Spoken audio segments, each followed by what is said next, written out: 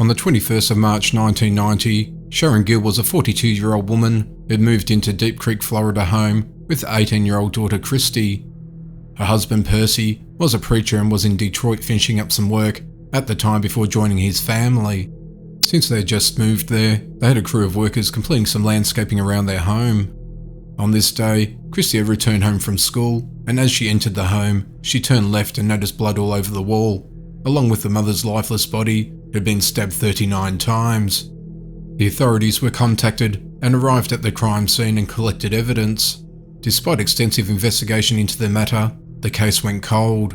On the 10th of July in the year 2000, an 86-year-old retired nurse Elizabeth Sheila, who lived alone, had her life taken while inside a Newark apartment. She had been stabbed 7 times in the throat and upper chest, and money was taken from her. Police arrived and evidence was collected from the crime scene. The DNA was entered into the CODIS DNA database. However, there were no hits and the case went cold. On the 16th of April 2003, in Columbus, Ohio, a man by the name of Roland Davis was arrested after severely assaulting a street worker that he picked up while working in an ice cream truck. The woman managed to escape and reported the incident to authorities. When police picked Davis up that day, the woman's blood was all over his pants. The pants were stained with her blood as he continued to work his shift inside the ice cream truck. DNA was collected from Davis and he was later released. It was discovered that Davis's DNA matched the crime scene of Elizabeth Sheila after it was sent to the FBI DNA database for analysis. Davis worked as a cab driver back then and had driven Sheila around a number of times and knew that she kept large amounts of cash in her bedroom before he took her life and fled the scene. Davis was arrested in April of 2004.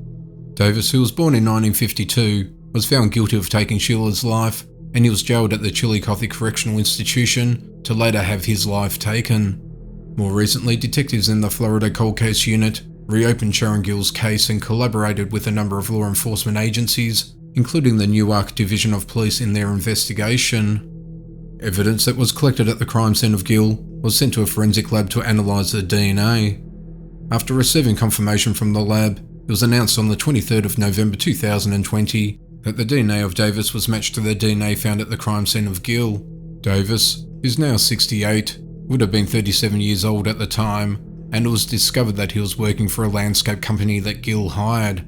Cold Case Detective Mike Vogel said, "Of course David denied being in the victim's home where the DNA was found. He also said that Davis had no other motive other than he's probably a psychopath." State Attorney Dan Feinberg said, "The new technology allowed this case to be solved." Krista said she's grateful the detectives never gave up. Charges are anticipated to be filed early in 2021. However, Davis has already been sentenced to have his life ended as a result of the Sheila attack.